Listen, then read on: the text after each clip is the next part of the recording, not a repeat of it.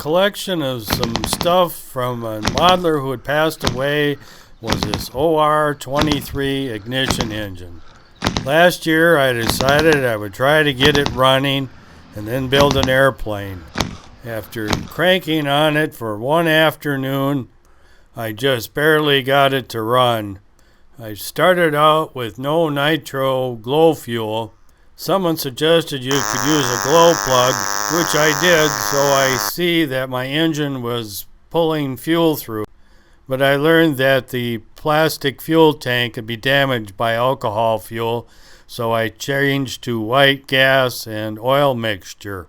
I also found out that quarter-inch plywood wasn't enough, so I added another section of quarter-inch plywood, but that still wasn't enough. My electric starter died on me too, so I had to order a new one. So I tried hand flipping with the ignition again, and it seems like it was getting closer to running, but it just wouldn't keep going. Then I noticed my spark plug was coming apart, so I ordered some new ones. The points looked pretty grimy on the O&R, so I got some brake cleaner and sprayed that in there and tried to clean them up.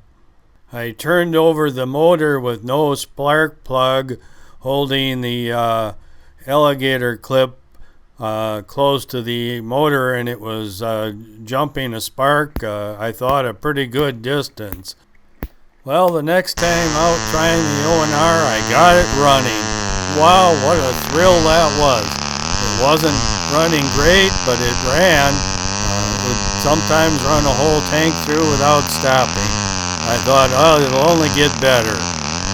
Now, the next day I tried it even with a starter. It didn't want to start. So what was my inspiration? I think Zach Seymour and Matt Wybe flying their ignition planes at the Nats one year. I noticed them. And I like a challenge, and it has really been a challenge. And it's a series of, it seemed like I get a little bit farther ahead, and then there's a roadblock, and I just have to try to get around it. I was given another ignition engine, a K&B Torpedo, so I thought I would try to get this one to run. It appeared to be in better shape, and I thought it was a better design. I checked the points before I even started it, and they looked pretty darn clean.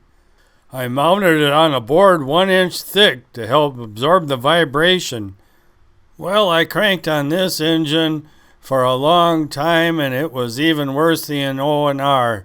It would only run maybe 2 or 3 seconds. What I did notice, though, it was not sucking fuel.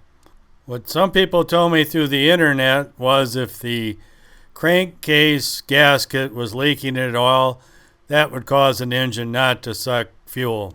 So I watched a couple of videos about how to make gaskets and got some material at an automotive store, and I made a crankcase gasket.